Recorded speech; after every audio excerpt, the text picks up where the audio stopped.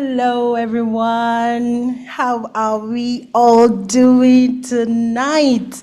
Good evening, good afternoon, good morning, wherever you're joining us from.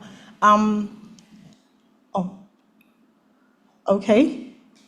All right. So wherever you're joining us from, it's a lovely evening here from the United Arab Emirates. Okay, good to have you here. I can see a lot of people joining us from all walks of life. Thank you so much. Keep sharing the link. Please don't forget to share the link with your friends, with your families. Share the link, share the flyer so that they can actually join.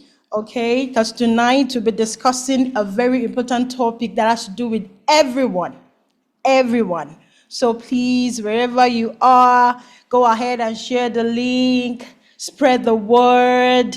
Conversations with Omobola is back. Okay.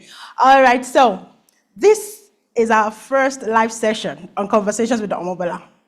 My gang, you can attest to that, okay?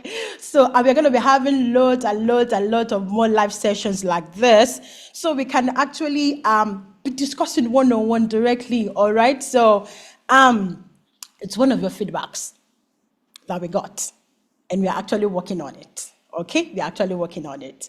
Welcome once again to this beautiful session, life transforming, life changing session. My name is Omobola, as you all know, and I'm the host of Conversations with Omobola. So if you have not subscribed to the YouTube channel, please go ahead and subscribe right now to Conversations with Omobola on YouTube. And follow us on all social media handles, on IG, on Facebook, and maybe WhatsApp later. All right, so tonight we'll be discussing mental wellness. Mental wellness, mental health, mental illness, So we'll be discussing that, and we'll be delving exclusively into it tonight. And I have a special guest in the house. She's my mentor. She's my big auntie. She's my sister. I call her Sweetie. Yes. She's everything to me and my family. She's the CEO and founder of Mind Body Balance. She's a phenomenal rapid transformational therapist and a stress management consultant. You can see that it's a heavy portfolio. All right. So join me tonight as I welcome Mrs. Folasade Oladipo to this interactive session discussing mental wellness. Welcome, Mom. Good to have you tonight. I'm happy to be here, and thank you, Omobi, for that enriching and elevating introduction. I'm honored to be here. Thank you so much, thanks Mom. for introducing me, as a guide today to this wonderful world of mental wellness. And I'm here not just as an expert, I'm here also as a friend who is also navigating the same waves of life as you do. So I'm glad you could join me all here on this platform, Conversation with Omobola. Yay! So let's make it a memorable one. Yes, thank you so much, Mom. Thank you. Gang, if you know what we did, myself and the team, what we did to have the consultant in the house tonight. You guys, you don't know, but I will keep it for you. We'll get to that later. All right. I give it to you. All right, so everyone has mental health, just as everyone has physical health. Okay, it just has to do with our emotions, our psychological positions with a particular issue, our social well-being, and all that.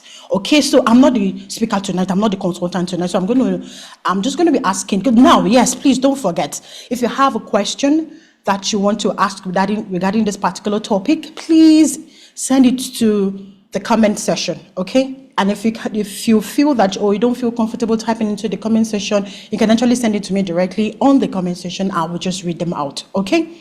All right. Thank you so much. So let's make it as interactive as possible. All right, so, ma'am, let's start from the foundation. What is mental health, mental wellness? What is? Can we just have the definition of that? Okay, so that's great. But Omobi, before I go along, because you said it, and I also heard it, and that's what I want. I want you to be interactive. So I first want people to drop in the chat and tell us where they are joining in from today, from around the world. We'd like to know you. We'd like to see you. We'd like to know that we're talking to flesh and blood. Where I come from, when you speak to somebody you cannot see, it feels like you're speaking to a spirit. So let me know that you're flesh and blood by typing into the chat where you're calling from. You can say hi, hello. The chat box is still empty, so I'm waiting for it. Let's be sure that you're there with us this moment. Okay, while you're typing in the chat, I'm going to just go on and then answer Omobola's question, which is, what is mental health really? What is mental wellness that we're talking about? So I like to imagine a lot. I like to visualize a lot. So I'm going to ask us to, let's imagine that our mental health is like a garden. We can all imagine a garden, right? Yes, a beautiful, vibrant garden. And just like a garden needs sunlight, needs water, needs a good soil to thrive, the same way our mental health also needs care, positive experiences, and supportive relationships. Very important. Just like sunlight, water, and good soil is to the garden, for us, for our mental health as human beings, we need care, positive experiences, and supportive relationships. Yes. Now, when your garden is well tended, you will notice it's going to be full of colorful flowers and healthy plants. And what that means for us is that we're then feeling happy, we're confident, and we're able to deal with life's ups and downs. But if the garden is neglected, then it might start to wilt or get overrun by weeds. Similarly, for us as humans, when we neglect our mental health, we might feel down, anxious, or stressed. So, mental health is all about how we think, or rather, how we think, how we feel, and how we handle life. And just like, gardening, taking care of our mental health is also an ongoing process. There's no time you drop the ball. Yeah. It's not a one-time deal. It's all about cultivating positive thoughts. And you notice my emphasis each time on positive experiences, positive thoughts, emotions, and behaviors to help our own inner garden to flourish. So if I'm going to put it in another way, I'm going to say paying attention to our mental wellness means we're taking care of our emotional, our psychological, and social well-being. And that means, in a way, taking care of how we think, how we feel, and how we act. So it's responsible for how we handle stress, all forms of stress, positive and negative stress, how we relate to others, and how we make successful choices. So mental wellness is the absence of mental illness. Mental wellness is the absence of mental illness. And mental health itself is the way we think, we feel, and handle life. I hope that answers the question. Mental wellness is the absence of mental illness. Wow. Wow. I need to write that down. Okay. I need to write that down. Please, for this session, if you can grab a notepad and a pen, please, to do us, to do you a lot of good and advantage, because we need to, Consultant is dropping some nuggets and we really need to put them in. Okay. We really need to put them in as we go on. So, Ma'am, what are the causes of mental health problems? the triggers? What are the causes? Good. So I would treat triggers separate from causes, if you don't mind. They're a little bit different. Okay. Yeah. So what's going to trigger it? What's going to kickstart a mental issue or a mental illness or poor mental health? So again, like I said, I love to imagine things. Just bear with me, but it's good to visualize things, That's why God gave us, all the sensory cells as human beings. So I'm going to ask you to imagine your mind is like a smartphone. Okay. Most of us have smartphones, and just like that phone can get overloaded with many apps, we're trying to run this app, run that app, run this one, all at the same time, all at once. It can get overloaded. The same way our brains can get overwhelmed by stress, by lack of sleep, or, and I want you to underline this word, this phrase, tough events. Tough events like losing a job or losing a loved one can trigger a poor mental health or trigger a mental illness. So just the same way the smartphone gets overloaded while running too many apps at the same time, our minds can also get overwhelmed by stress, lack of sleep, and tough events, especially tough events like losing a job or a loved one. Now, when we talk about symptoms are like warning signals. So I'm going to use the example of a phone again. Our phones have a way of warning us, when they're running slow, you're like, what's wrong with this thing? It just keeps hooking up or keeps turning off. It just shuts down on its own. Those are warning signals. So symptoms, mental health symptoms or mental illness symptoms are warning signals as well. So maybe you're feeling more tired than usual. You watch yourself and you're like, oh, I get tired these days. Why do I really get tired these days? You're yawning all the time, right? Or you're snapping at friends for nothing, over nothing. You just flip or flare up or get upset, irritable. You're irritated at, over little things or nothing at all. Or you're losing interest in the things you used to love. You just notice you're withdrawing. You prefer to be isolated from people, and that's not your usual self. When you start to see things like this, these are symptoms. They are warning signs that something is going down there that you need to check. Now, there's a third form to this, and I don't know, if you're going to ask it, but I'm just going to throw it in ahead of you before you ask, and those are the causes. What's causing all these symptoms? What's making this trigger to actually activate poor mental health in us? And so causes can vary, yeah, but it's like when our phone starts to slow down, it could be too many apps, like I said. So it could be stress. When something is stressing you, when you're getting stress from several areas, where you're worrying too much about many things, there are many worrying activities in your life, you're anxious a lot, that can cause poor mental health, or that can lead to poor mental health or mental illness. Now, another one is when you're low. So if I use a smartphone, I will say when the battery of the smartphone is low and is warning you 1 bar, 2 bar left before it eventually goes off. That's low battery. For us as humans, we use the measure of poor sleep. When the quality of your sleep starts to degrade, that is a warning signal that something is going not in the right direction. You need to stop it before it shuts you down. So that's another one. And the bigger one I want you to think about is when the phone now gets or contracts a virus. You know what's going to happen? It's going to just wipe everything or turn everything upside down. That's the same way, for us as humans, we have traumatic events. We have traumatic events is a major, major cause of mental illness.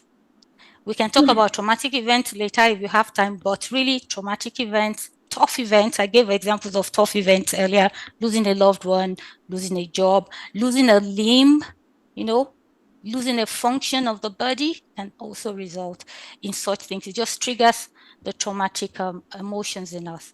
And that's it. So just like phones, our minds need care. And sometimes it needs a quick restart. Just a quick reboot and you're back. But you must catch the warning signal first for you to do that quick restart, or a professional technical support, so you can get back to optimal functioning. A professional technical support could be talking to your doctor, could be talking to a member of your family that can give you the listening ear, or talking to a therapist or a coach.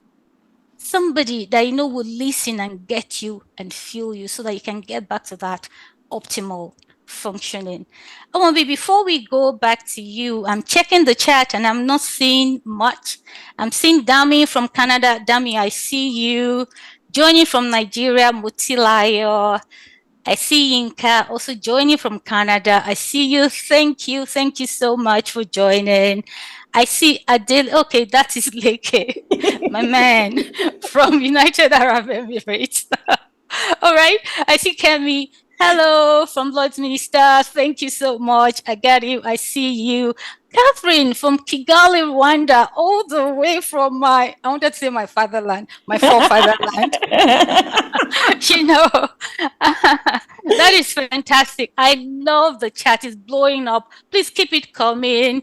I see Femi from America. Fantastic. Amazing. And I see Agatha, and she's saying, hello, everyone. I am from Nigeria. Proudly Nigerian. Thank you, thank you, thank you. And I see somebody on Raphael's iPhone, and I'm hoping it's Raphael himself, has joined from Canada. Thank you so much. And so many blowing up there. I see many guests on the list. Thank you so much. Omobi, back to you. Thank you so much, ma'am. Thank you. Please keep writing where you're joining us from. We need to celebrate you, Megdali, greatly, because it's a big deal for us, for you to join us tonight. So please keep writing where you're joining us from. Share the link, share the flyer, let people connect, because we're discussing a very important topic tonight: mental wellness. Thank you so much, ma'am. You've already discussed my next questions, which is the cure for mental health problem. But before, I think we're still going to go back to the cure. But I just want to ask a very simple question, please. And if you have a question, please kindly drop them in the comment section, please. Drop them in the comment section, because we need to, if you don't feel comfortable writing in the comment section, you can actually just send it to me privately, and I will read it out for to our consultant to respond to you. All right, so ma'am, is mental illness same as depression? Is this the same? When someone is depressed, are they mentally ill? I don't know if it's the same expression we have for the two words.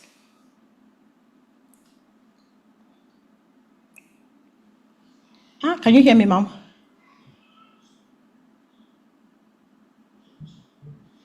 Ma'am, you need to unmute yourself. Can you unmute?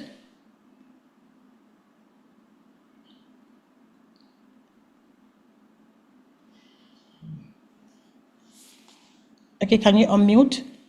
Can you try to unmute?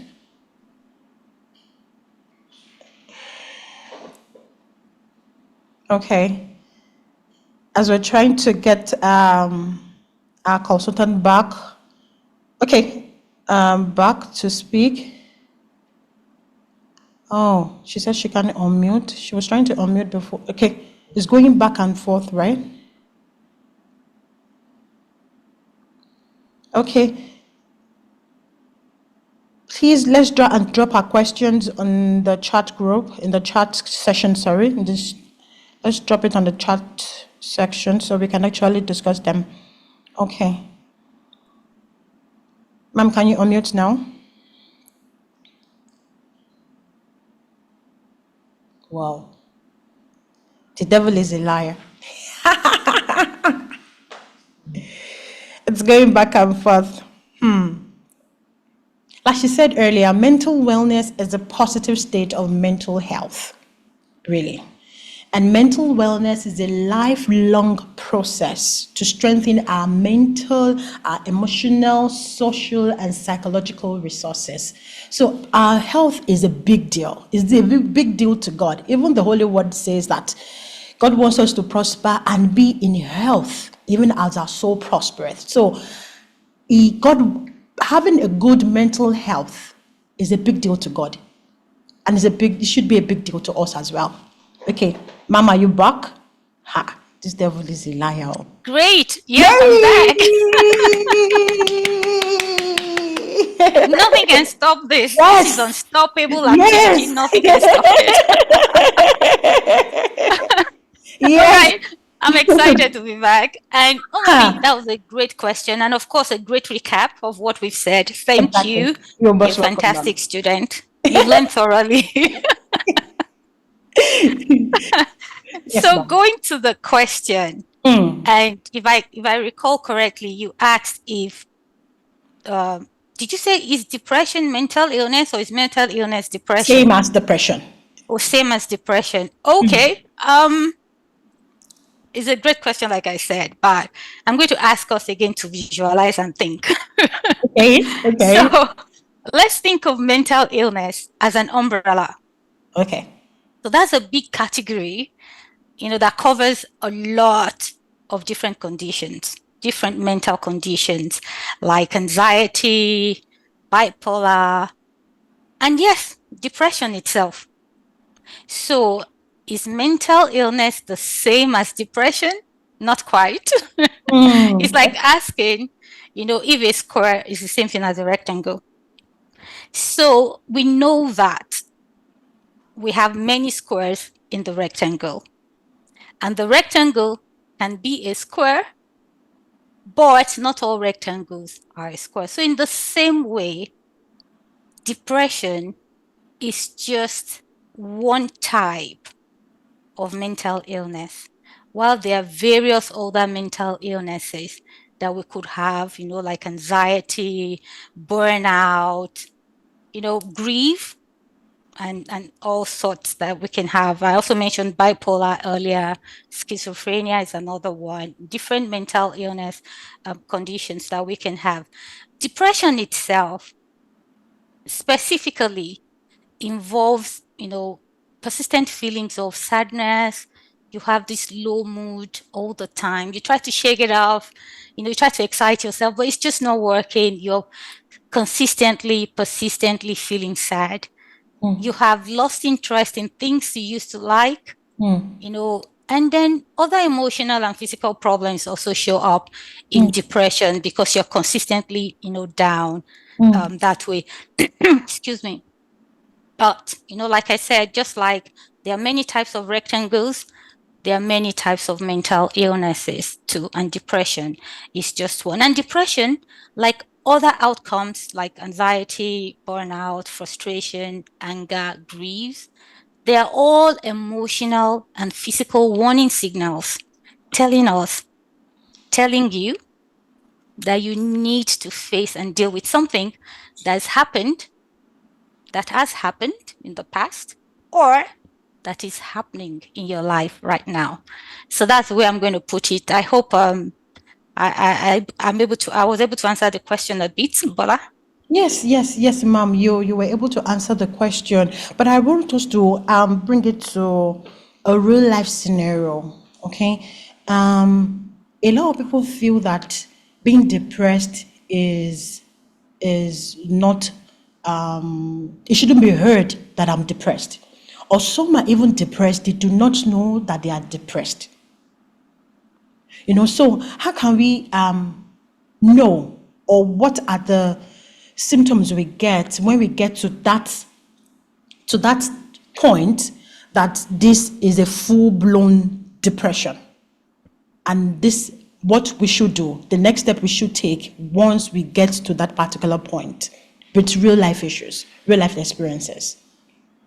Okay, so Omobi, thanks again for helping me dig deeper with that question. I would say first, I want to bust a myth.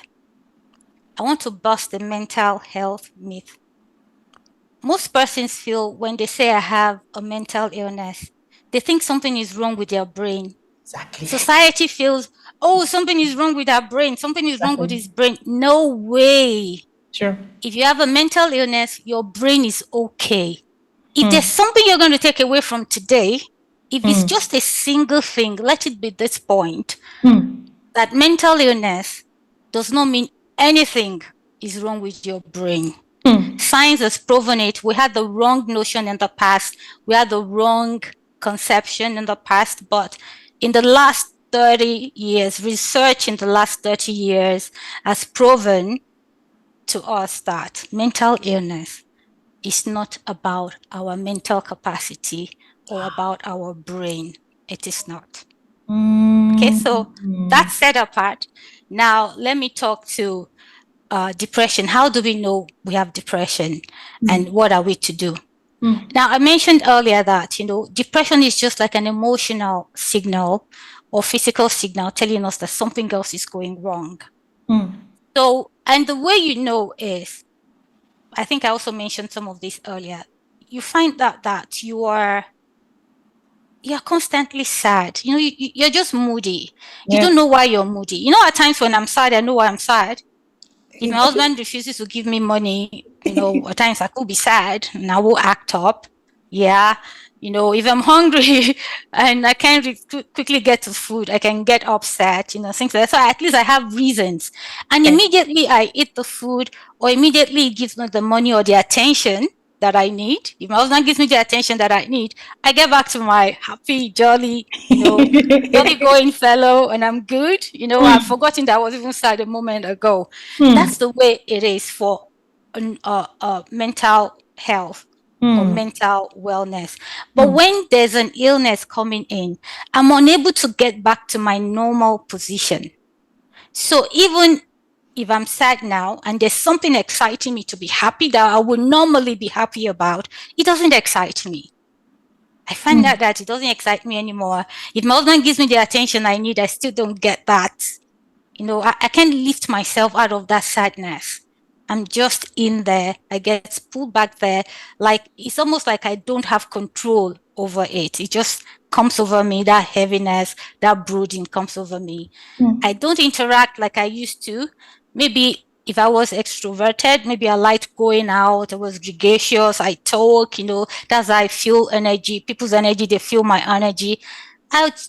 Once I'm going to go in depression, the sign is I withdraw from people. I'm no longer my exuberant self. My face is no longer shining and rosy like it used to be. My energy is low. Both my physical energy and my emotional energies are low. Physically, I'm fatigued. I easily get tired because I just easily get bored of things. I'm not excited by things anymore. In fact, life starts to become like, why am I even here? Why am I even here? What am I doing here, really? And then I look at my perspective about life. I see that my perspective is negative. I'm like, this world is too challenging. I don't have what it takes to stay in this world. All these thoughts will come to my mind when I'm in that depressive mode and I'm unable to get myself out of it. That's how you recognize that you're getting into the depressive mode. All the relationships you have, they don't free you anymore. In fact, you don't even want to see them. They're a burden. Intimacy becomes a burden to you because you lack the energy, both at cellular level, at bodily level, at emotional level, at psychological level. You lack the energy to carry on the interactions that forms life, the interactions that form life. You cannot just bear it. So rather than struggle to stay up because you lack the energy to stay up, you just keep sinking lower and lower, just withdrawing away from anything that will make you spend energy because you just do not have that energy at all anymore.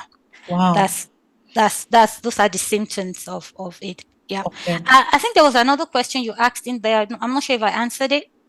Yes. You've answered. We actually have a question from one of our guests. And the question is, are there techniques of getting to the root of these issues? For example, to the root of depression? Did you That's get a it? very good. Yeah, I can hear you. Okay. That's a very good question. Getting to the root of depression. I when I was trying to unmute, one of the things you said is that even God wants us to be mentally sound. Yes. That He wishes above all things. He did not leave out any category. Above all things, that we prosper in health, even as our soul is prospering. So that's something that is a given. It's something, if God wants something, He's provided for it already. So it's a given, right? So depression can be overcome. It's a given. Depression is of the mind, and that's why we call it a mental illness. It's not of the brain, although most people, like I said, think it's of the brain. This sits in the mind, right? And our minds, and even, in the scriptures, we've already been given the word to say, we need to renew our mind so that we're not conformed to the world. The world meaning things like depression, anxiety, the worries of the world, the cares of the world, right? Yes. So we need to transform by doing what? By renewing our mind. What is in our mind? Our mind is where our thinking faculty sits. Our thoughts are in our minds. Our feelings are also there. So for us to deal with depression, we need to then consciously engage our mind. And when I say engage our mind, I want to just quickly digress a bit here so you understand what I'm saying, because there are different levels of the mind. We have our conscious mind. As I'm speaking to you right now, Omobi, and I'm speaking to everybody, and you're listening to what we're saying, you're interacting with me with your conscious mind. That is one type of mind. And I just want to digress a bit again. I'm seeing right in the chat from Dr. Fumi Akinola, depression is a disease of the mind. Depression is a disease of the mind, and our mind isn't. Okay, I think the chat has moved up. So depression is a minor mental illness. I'm sorry, I'm trying to scroll back to it. Depression is an emotional illness. Our mind is the site of our emotions. Thanks, Dr. Fumi Akinola, for that. Okay, so we have the conscious mind that I'm engaging with you right now, talking, thinking, that is where we think, our thinking mind. We also have another level of mind, which is the subconscious mind, that we call our feeling mind. That is the seat of our emotions. The conscious mind is the seat of our thinking, our thoughts, and the subconscious mind is the seat of our emotions and our core beliefs. So when I say we have to engage consciously our subconscious mind, I'm not talking about the conscious mind that I'm talking with now. I'm talking about the subconscious mind, which is our seat of our emotions and seat of our beliefs, right? And we have to be deliberate in that engagement. We have to be intentional. It has to be strategic and proactive, deep thinking, because we want to draw out the thoughts with the embedded memories that are in our mind, in our subconscious mind, that is bringing about that depression. There is something happening or that has happened in our lives in the past that has now been triggered, that is making us to now go into that depressive mode. And so to find it, and I want to give another analogy just to help. So when we're going through tough situations at times, when we're going through negative experiences in life, right? Our minds can feel in certain ways, and our emotions get aroused in certain ways to these negative experiences in our lives. And at times, these things affect us so much that we get, deeply emotional. We really get into our feelings. It could be the feeling of sadness. It could be the feeling of fear. It could be the feeling of rejection. So many things, feelings of so many things can go on in our mind. And it's so deep. Once it gets so deep, our mind has a way of capturing that experience in a snapshot. And it just says this experience is not good for you. Because one major role of our mind is to keep us safe, to keep us alive. So our mind tries to keep us alive and keep us safe from that experience by capturing it into like a snapshot, into a memory. And that memory is drawn into our subconscious mind. So it captures it away from our conscious mind into our subconscious mind as embedded memories, and it stores it away there so that it can keep us, safe. It can keep us alive, right? But the memories are not gone away. They're still there, seated in our subconscious. Then when something triggers it, maybe we'll lose a loved one, or we get involved in an accident, or something just happens that triggers the same feeling, the same deep feeling and emotion we had earlier that was captured in the memory. It then triggers it again subconsciously without us thinking about it, because it's not in our conscious mind, it's in our subconscious mind. It triggers it and it brings it up. It brings that deep feeling of rejection, or deep feeling of fear or sorrow or sadness, or whatever the emotion that was captured. It triggers it again and brings it all back to us. Now, I want to explain one step deeper, if you don't mind, Omobola, Please just go to ahead, help ma. me Please go address ahead, this. ma. Go ahead, ma. Okay. Yes, ma'am. So when we keep having negative experiences like this, and our mind keeps trying to calm us down through our nervous system, if it's consistent, repeated, persistent, our mind, keeps shifting. It's like if I'm moving from one temperature to the other, right? And my body is trying to cope with the increase in temperature. If it copes and my body returns to normal temperature, my body is happy. But if it's coping, body temperature gets increased, it's coping, temperature gets increased. When it gets to a certain point, it's unable to return to the standard. It's unable to return to the status quo because I keep heightening the temperature and it keeps trying to cool me down. It gets to a point where it's unable to get back to the original level because it's trying to cope with the heightened state of temperature. In fact, we call this the state of homeostasis, which is the equilibrium, but it's unable to get back to that equilibrium because there's consistent triggering. There's consistent negative experience coming in over and over again. So it's unable to calm me down.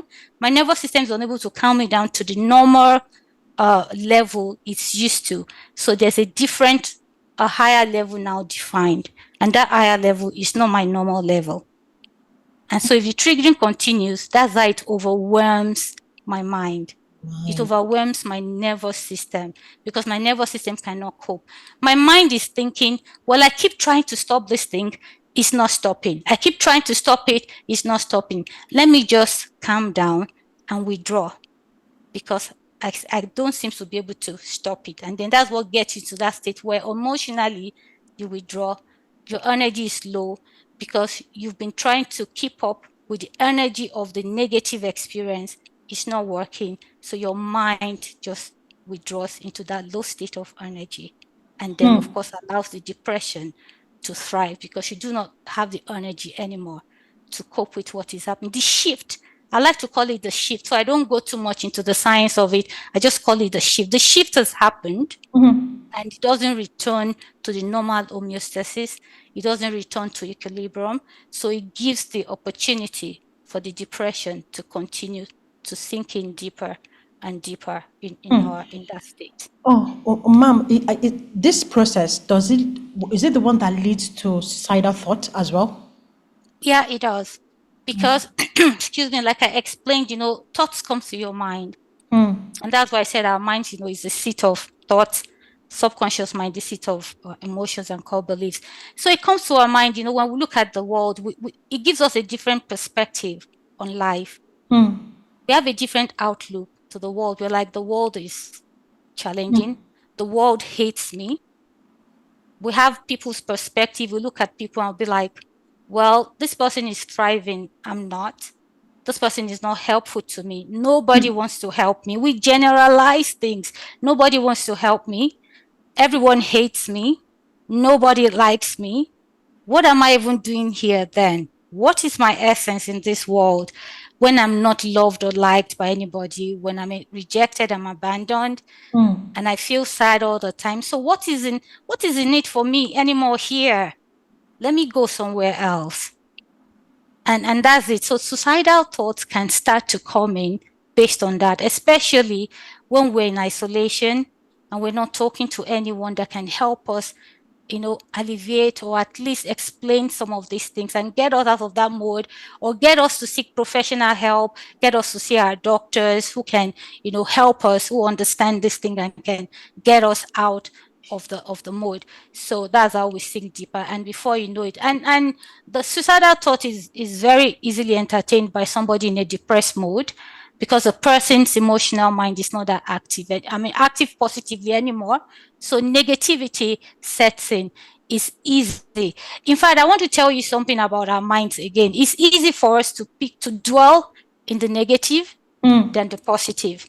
So if I give you a sheet of paper, and I'm talking to everyone on the call as well. So when I say Omobi, I'm not talking to Omobi alone. I'm talking to everyone. Forgive me if I just mention Omobi as a point of contact. So if I give you a sheet of paper, a white sheet of paper, and there's a black dot, a small black dot in the middle of that paper, and I raise the paper up, and I ask you, Omobola, what can you see? What are you going to tell me? You can drop in the chat box, everyone. Please tell me, if I ask you, I raise up a sheet of paper with a dot, a black dot on it in the middle, and I ask you, what can you see? I want you to drop in the chat box as well. Tell me, what would you tell me you can see?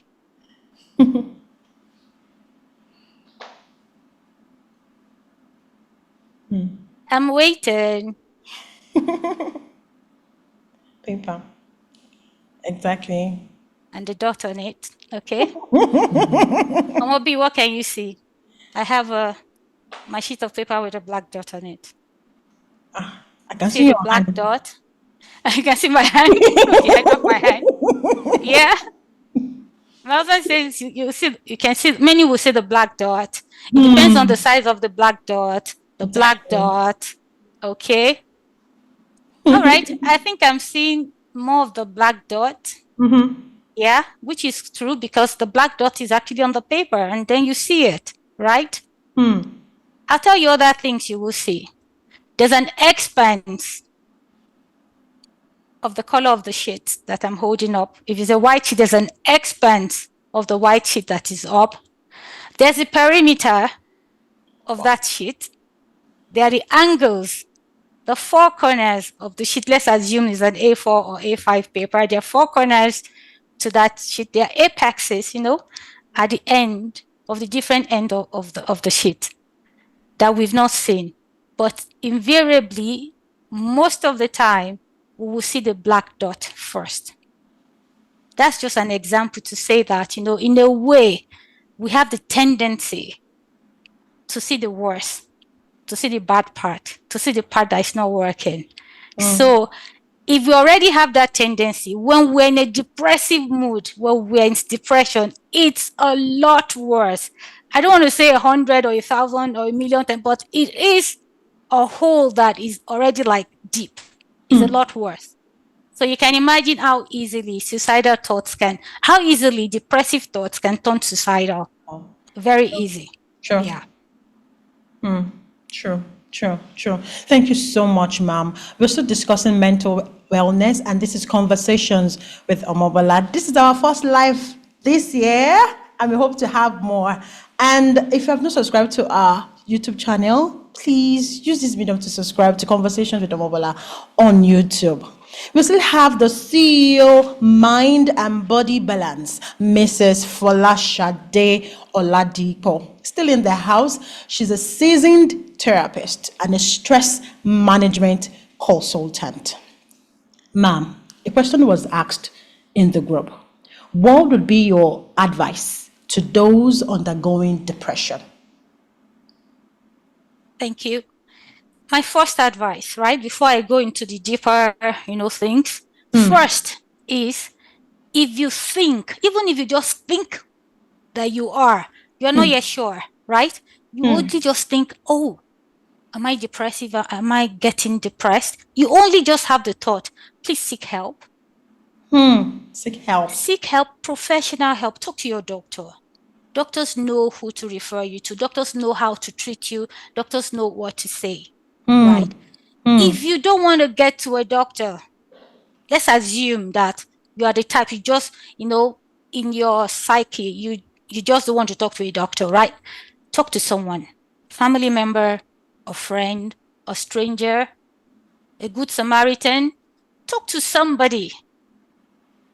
That's good enough to set, the help rolling, to start to stack the help, right? So those are the first stages, because when you're getting into that mode, like I said, when we're even in our normal state, we see the bad things first. When you already get depressed, it's worse. So you're unable to actually think yourself that much through.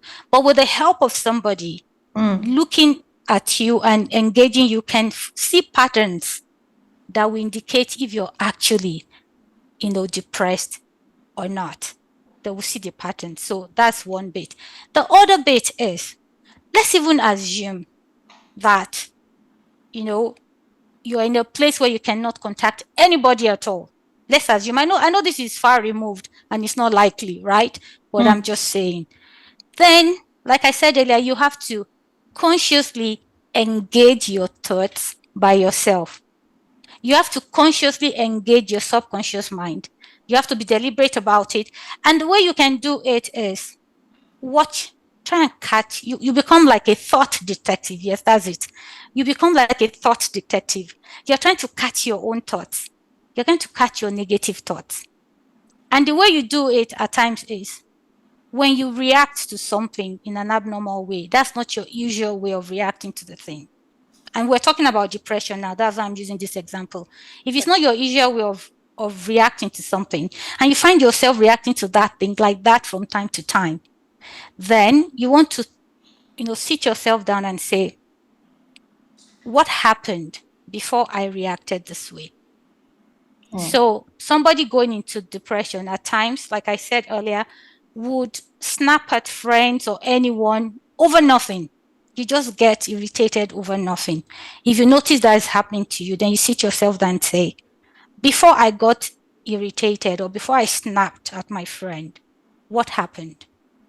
You think about what happened, you note it, and you're like, okay, when that happened, what did I feel? What was the feeling, that came through me? You note the feeling as well. How did I then behave? You note your behaviors as well. And you keep noting this to see if there's a pattern. If there's a pattern to it, most likely you have depression. But like I said, I can't diagnose you. You have to see your medical practitioner to get diagnosed the appropriate way. But once you notice a pattern, there is something there that you need to deal with. And like I said, these are emotional signals. These are warning signals. They're like catching your attention to say, hey, this is happening. It's like anxiety. When you're getting anxious, your heart is racing, your heartbeat is racing, maybe you're sweaty, maybe your breath, increases. These are also bodily signals telling you that something is not right. Other bodily signals are things like headaches, unusual headaches. You usually don't get headaches like that. And, headache starts to occur. You're like, something is happening. It's trying to warn you something is not going well deep within. Or it could be migraines. And you just say, oh, I just have migraines. It will go after some days. It's a warning that you should check it. Something else is there. So speak to the professional who is going to help you, get into that. So if I continue what I was saying about your thoughts, so when you engage the thought and you see the pattern, once you're able to recognize the pattern in your conscious mind, then you already disarm that thought because you are now aware. Once it comes from your subconscious mind to your conscious mind, it becomes malleable. You now have the veto power to change that thought. So when the thought comes, I am not worthy, I am stupid, or the world rejects me, you are able to catch it and say, now that thought has come again, and you reverse it, you reframe it by saying, no, I am worthy, I am beautifully made, I am fearfully made. I'm wonderfully made. I have a purpose here on earth, and I'm going to fulfill it. You just reframe all the thought. Whatever thought comes, reframe it. And I want you to write it down, because if you try to keep it in your mind, our minds are too busy.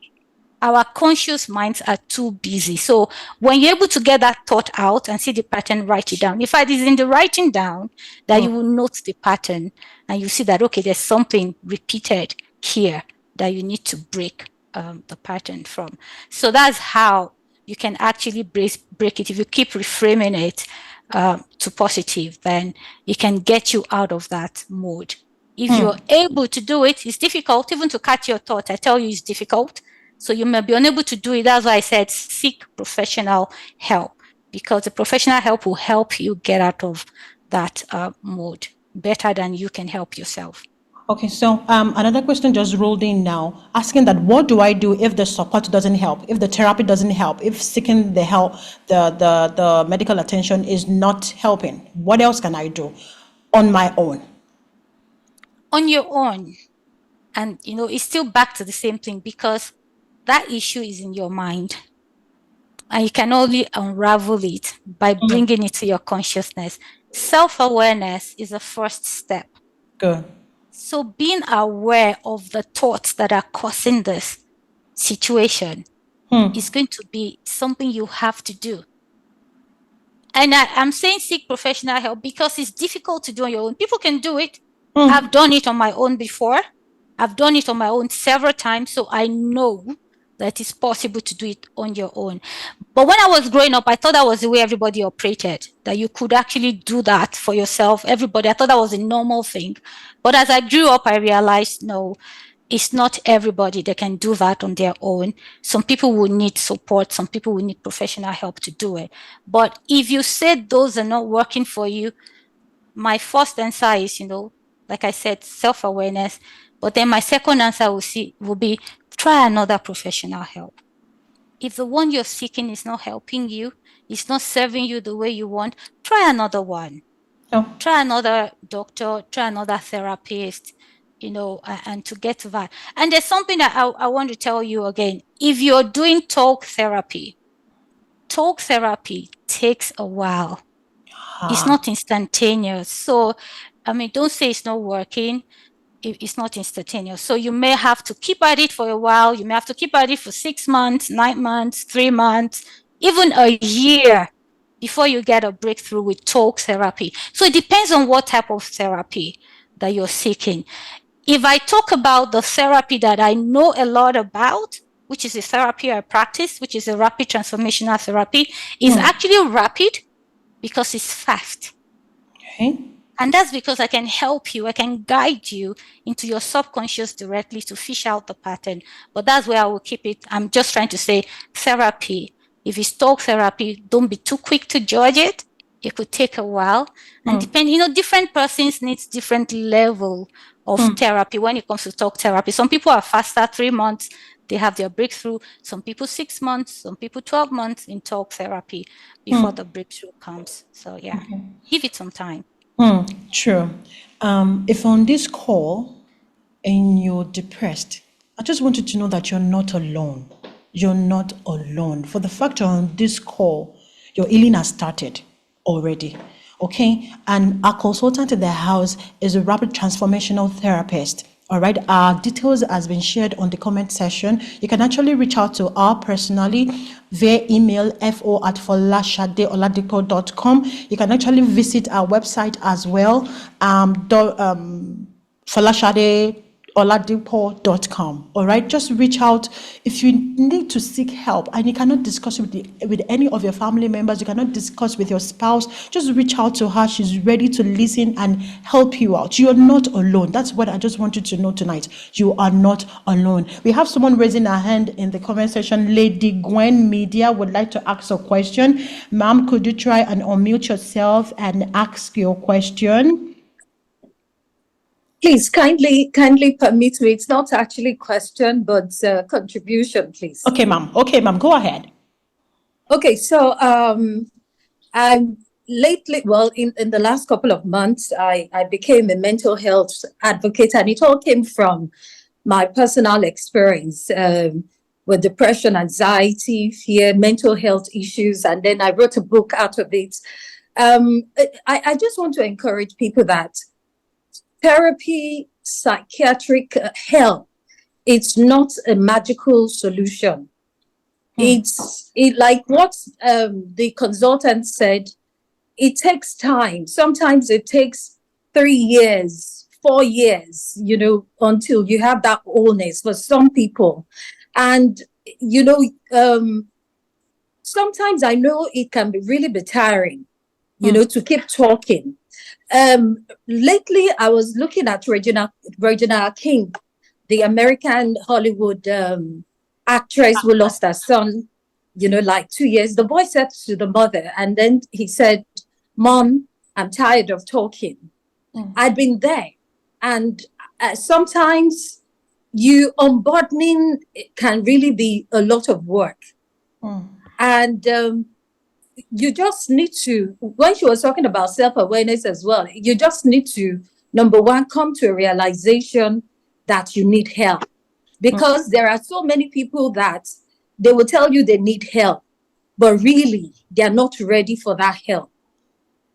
Okay, because the moment you come to yourself and say, I need help, I want to get out, whatever your therapist says, you will do. Another thing that I think has helped me and is still helping me is what I put inside, the kind of music, the word, the things I feed myself on. And believe me, sometimes when people say pray, or when people say listen to, maybe as Christians, gospel music, sometimes you don't even have cognitive ability to assimilate what the person is saying. It's as bad as that. Your mind, to say it's, maybe you've lost your mind. So, but what I noticed is that sometimes some of these things, as medical as they are also spiritual, because your spiritual sense picks it up. And if you continue with these routines, they begin to yield, and you begin to receive your calmness, your peace, to understand what is going on. And then finally, I will talk about mobility. One of the goals or the things I decided as I kept getting better was to say this year, whether I have business that will take me out of my bed, because sometimes even getting out, as in even to go pee, is a challenge. So, but one of the things I set as goals is to say whether I feel like it or I don't feel like it, each day I would move my body. So moving your body could even be as little as you going to the kitchen like several times, as you going to your balcony, going outside your gate, come back. It could be as much as that mobility. Until then, you can now start exercising, do brisk walking. You're not doing it because you want to lose weight, but you're doing it because you want to be able to release some hormones. Exactly. Which I think the experts should talk about, the oxytocin and all of that, the feel-good hormones and all of that helps you to endear you to that change of mood. You can imagine sometimes I'm just like excited, like I'm like 150, and then the next thing I'm like 0. So at every point in time, you really, really need to make mobility, and don't give up on yourself. Don't give up on your mental health. Keep promoting it. Thank you very much for giving me the opportunity to share. Thank you. Thank you so much, Lady Gwen. Thank you. Mom, do you have a word from Yeah, Lady I Gwen? do. And thank you so much, Lady Gwen. They say experience is the best teacher, True. at times. And you can own your experience, and you can hit it on the head directly. You can share it and throw it about and count it the way you like, because it's your experience and it's your story. And that's why your message is always in the mess. You can see the way she came up with a story, because she's actually experienced it and embodied it, and she's able to like banter it and share it and push it the way she did. And me talking generally to many persons, not knowing exactly what experience is whose experience, I talk in general terms, as I do not know whose experience what and can really understand it. You can see the depth of understanding that she's portrayed. And I want to touch on the movement. And I'm touching on the movement because earlier I mentioned that, when you get into this mood, this emotional downtime, your energy is so low, even your cellular energy. So we're not even talking about your bodily energy or physical energy now. In your cells, the cellular energies are so low. Your mitochondria, I don't want to talk science, so it's not getting that, the kind of energy it needs to actually process everything you need in your body. So your body starts to shut down in terms of energy physically, and that's why you get easily fatigued, when you're in that mode. But another thing about that energy is that this event, this traumatic event, or this trauma that is now in the body, I talked about the shift. Once you have the shift, there's already trauma set in your body. That trauma that is set in your body, the objective, or one thing the trauma does, is to shut down your mobility, is to shut down your movement. When it shuts down your movement internally, of course, it also manifests externally, that you don't want to go anywhere. You don't want to move a muscle. You heard when she said even to go to the bathroom, she doesn't want to do it. You're pressed and you don't want to go to the bathroom. Can you imagine that state? Your energy is so low. It's shutting down mobility. That is its target, to shut down mobility completely, to disrupt mobility first. And then the more you succumb, the more it shuts it down till it's almost nil. But if you're able to cut the awareness, you're able to come back. And so one of the things to get yourself out of the mood, if you can muster, if you can get help to support you to muster the strength, if you can muster the strength yourself, is to try to move yourself. Take walks, meditate as you walk. Meditation helps you to bring the awareness from your subconscious mind as well. When you do that, there are many things you can do. Exercise, simple exercises, is bringing back mobility to you, because trauma is trying to shut down your mobility, disrupt it. You are bringing it back. The more you keep bringing it back and sustaining it, the more you suppress that need for getting shut down in that way. So it's very, very important, that you do that. But really, like we've all said from the beginning, it's all in the mind. And once we can reach to the mind, get out the pattern, transform it, reframe it, then our transformation is just here. God, who created us and gave us the mind, has already put in there the power that it takes to get us out of it, right? It may not happen to all of us at the same level, but I want you to know that help is available. What I do is to hold up the light to you so powerfully. Hold up the light to your fears, to your limitations, to your traumas, in such a way that it's going to dispel them, and you can clearly see the power within you. And then you can use that power for your transformation. Wow. Thank you so much. Unfortunately, we have limited time to spend on the call tonight. Like I said earlier, if you really want to reach out to our consultant in the house, our details is being shared on the comment section. Please reach out to her privately, and she will be able to help you. There's a question here, and I have the hands raised, so we're going to take the question and the person raising her hand. Now, the question reads: how would you advise someone who withdraws to his or herself whenever there's an offense? Staying in isolation and keeping to oneself becomes a defensive mechanism. How would you advise the person to react differently? Okay. Very good question again. Expository question, I must say.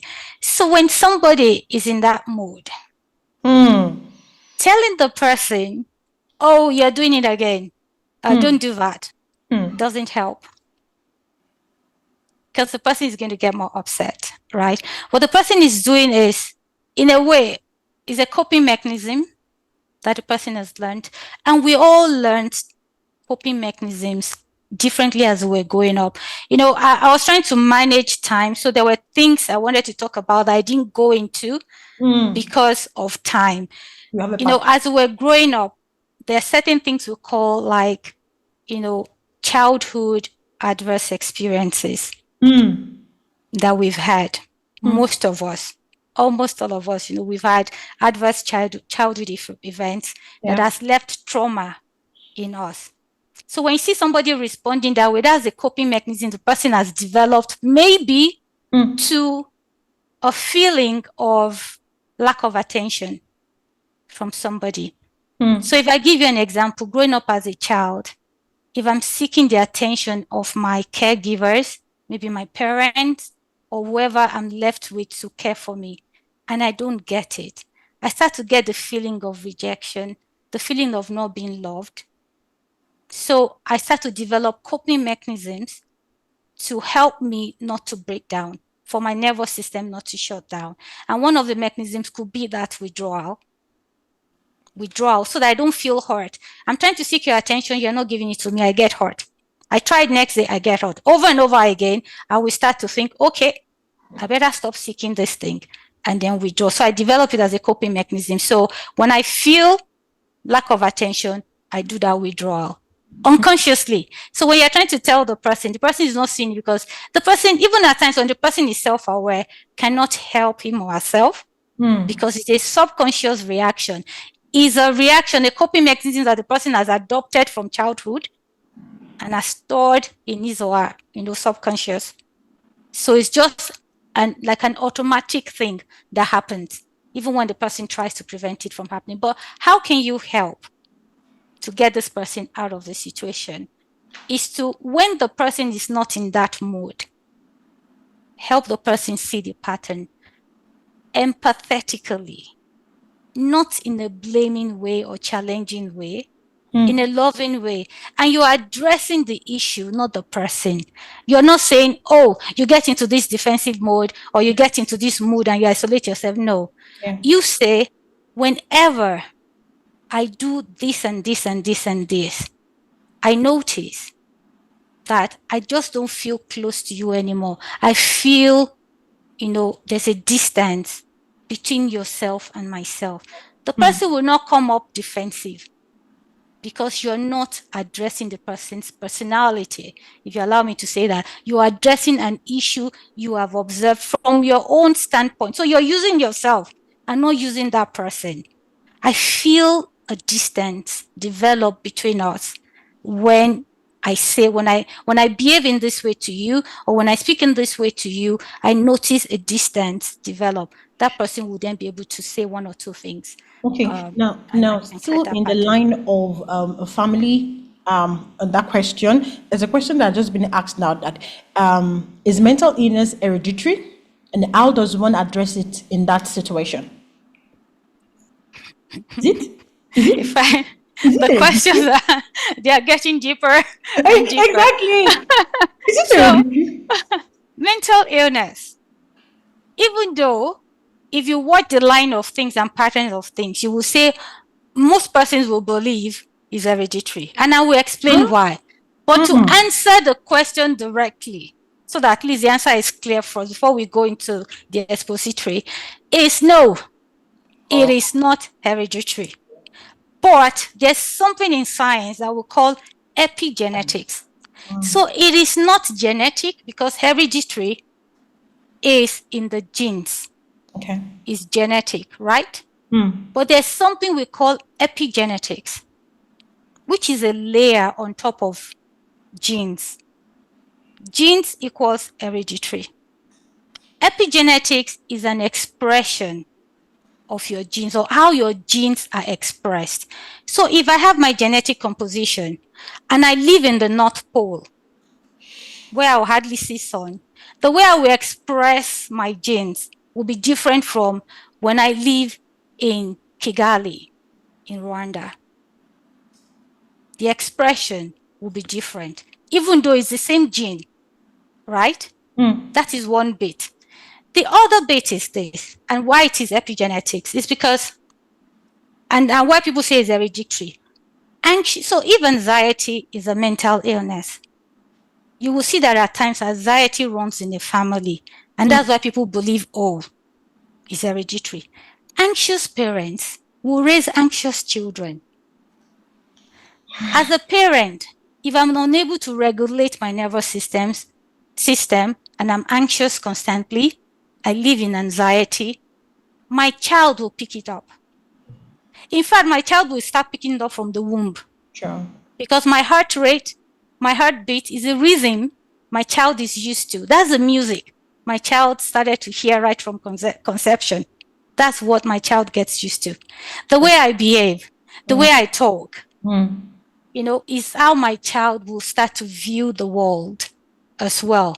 So the expression of that child's gene will also be wrapped in all of this. And so you see the child also coming up that way, not because it's in the child's gene, but is in the expression of the gene, which you call epigenetics, which is a layer on top of our genes. And that's why people think it's hereditary, because a parent who is behaving in this way will also raise, likely, not all the time 100%, but it is likely to also raise children who are in that pattern as well, unless the pattern is broken.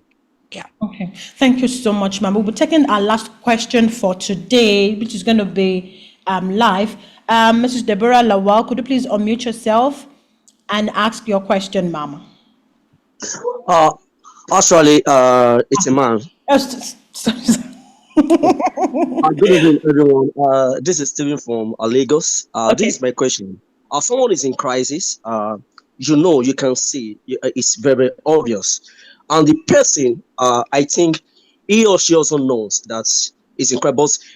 He or she is trying to play smart, believing that everything is okay, and is trying to play you also that is okay. Everybody, you know that this person is in crisis, and if he or she continue in this particular trend, there's going to be havoc. But he knows, but he's trying to play smart. That I'm okay. Everything is going fine. So, what can you do? What are the mechanisms you can employ for him or her to see the reason why he has to consult a professional to work on him or not? Yeah.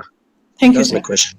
Thank you, sir. Thank you. I think the question, and thank you so much. That's if you just please say your name again. Mr. Stephen Lawal. Okay, Stephen Lawal, thank you so much for asking that question.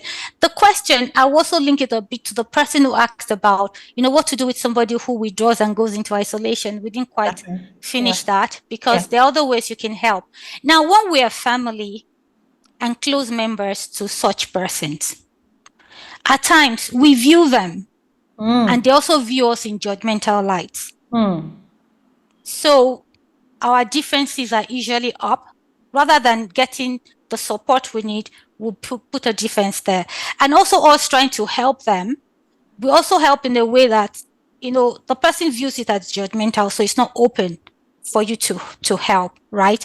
So that's where the way you can better help is to get somebody else outside the circle where the person can view you as being judgmental to come in and step in and help this person see, because the person then realizes, oh, this person is not even used to me, doesn't know me, and is speaking this thing. Let me pay a little bit more attention to what is going on, rather than hearing it from somebody who is so close, who you grew up with, and be like, I mean, what do you know? Exactly, that kind of a thing. So what I would say is, please get the person, somebody to help the person out other than yourself, who she's already or he's already acting up to, trying to, sort of form a face, a bold face that I'm okay, even though everybody knows it is not okay. So let somebody else come in, to somebody more neutral, somebody more removed, somebody more remote. The person is likely to listen more to that person than yourself, who is already very close and already into, that intertwine of the situation. So the person also talked about isolation. If you're unable to get the person out yourself by using the method I said, get somebody neutral to come in and show the person that pattern, not by addressing the person's personality, but addressing the issue. Be careful with that. It's very important. Yeah. Wow. Wow. It's been an insightful session. You will all agree with me. It's been an expository session for us. Let's seek help early. Let's prevent mental illness. Okay? Our mental health is key, is a big deal. Okay, so let's seek help. Like I said, if you're on this call and you feel you need to pour your heart to a therapist, to a consultant, please reach out to Mrs. Folasade Oladipo. Our details has just been shared on the comment section. Please follow on all social media handles. She's very active on LinkedIn, Folasade Oladipo, on Facebook, on IG, Mind and Body Balance underscore FO underscore. Please help me if I'm correct on the IG handle. Yeah. So please, let's reach out to her, okay? And she will gladly help you. Can we talk about mental wellness and not talk about God? We cannot. The ultimate solution provider, we cannot. Okay? So please let your faith, put your faith into work. All right? God, reach out to God. When you're low, when you feel a bit. I have my own personal story that I will share, but not tonight because we need to round off this session. Maybe our next session, I'm going to share my own personal story with you. How I felt depressed. All right? At the point in time, I felt depressed. Yes, I would say it. You're hearing from me live. All right? But I will share my story with you, how I got healed and how I'm able to stand back on my feet. All right? And I couldn't just do it alone. I didn't do it alone. I had so many support systems with me. I had God, I had families, I have friends, I have everybody around me. So surround yourself with good support system. It helps you. Psychologically, it helps you. All right? So we're going to talk about that on our next live. Our topic on our next live, I will tell you. Just fingers crossed. But for tonight, thank you. Thank you for joining us from America, from Canada, from Australia, from New Zealand, from Kigali, from Lagos, from Germany, from help me in the comment section. Help me where you're joining from. Thank you. From United Arab Emirates, my people. Thank you so much. God bless you. As we're rounding off tonight, don't forget, your mental wellness is key. Thank you so much for joining, and I'll see you on our next live. So before you go to the next live, Bola, if you don't yes, mind, ma'am. Sorry, ma'am. Just to leave us with 4 things, Okay. and then to keep us tidying till we get back to the next session. Yes, just ma'am. 4 things, please. I'm sorry, our time really flew by. Yes. But I don't want you to go without having these 4 things. The first thing I want you to realize that in life, you don't soar to the level of your hopes and dreams. You may have hopes and dreams, but you don't soar to that level. You stay stuck at the level of your self-worth. And that self-worth, most of the time, is determined as you were growing up as a child and also compounded as you keep growing as adults, depending on your experiences. That's one. The second thing I want to leave you with is every thought you have determines how you show up in life. So watch out for your thoughts.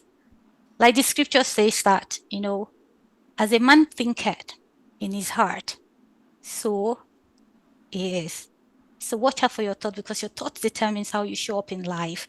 You need to pay attention to our emotional warning signals. And I mentioned there are 4 of them: our emotions, our behaviors, our physical symptoms, and our perspective or outlook on life. Number 3, being able to be our true self, the way God has created us. He didn't create us the same. So don't look at somebody else. Your true self, being able to be your true self is one of the strongest components of good mental health. The strongest component of good mental health. When you're being raised to be somebody else, being trained to be somebody else, or you are trying to be somebody else, you are setting the line, the path to poor mental health. So being able to be your true self is one of the strongest components of good mental health. So be ready to embrace all your flaws. Embrace it and be your flawsome self. That's how you're created. Number 4 and the last is asking for help is a courageous step. It's not a weakling, it's not a weak step. It's a courageous step that most persons lack. And eventually they get so depressed and they get suicidal. It's perfectly fine to seek professional help. And your future self, I bet you will thank you for it. One practical daily tip that I will leave you with, one practical daily mental wellness tip is start your day with a smile at yourself in the mirror. When you do that, at times you enjoy it, most times you don't, and some thoughts will come to your mind. What are you laughing for? What's good in your life? Note those thoughts. That is part of self-awareness that you need. So remember, mental wellness is a journey. Like Lady Vane said, is a journey, not a destination. So I'm so proud that all of you, you've taken the steps towards healthier minds today. And I thank you for being here, sharing your energy and questions with me, with us on Conversation with Omobola. It's been an honor to serve you today. Thanks, Omobi, for allowing me to take this time just to say these 4 points and share my mental wellness tips with everybody. Over to you. Yes, thank you so much, Mom. You've heard the last words from our consultant in the house. In life, you don't soar to the level of your dream. Number 2, every thought you have determines how you show up in life. Number 3, being able to be your true self is the strongest component of mental health. And the last one, asking for help is a courageous step. It is not a stigma. Please, okay? Please reach out. Reach out to someone. Reach out to someone that can help you. Speak up, okay? Speak up. It's a journey. Mental wellness, is said, is a journey, not a destination. Thank you so much once again. Somebody asked, is this video going to be uploaded? Yes. Immediately after this session, we are uploading it on our YouTube channel, Conversations with Omobola. So you need to subscribe. What are we waiting for? We need to subscribe so we can get more of this life nuggets, life transforming sessions on our fingertips when we log on to Conversations. Okay, thank you so much, everyone. Thank you. My name is Omobola, and I'm happy to be your host tonight. On to the next live session. God bless you. Stay blessed and have a lovely day or lovely evening wherever you are. Thank you so much, Ma'am, for joining again. Bye, everyone. Bye. God bless you.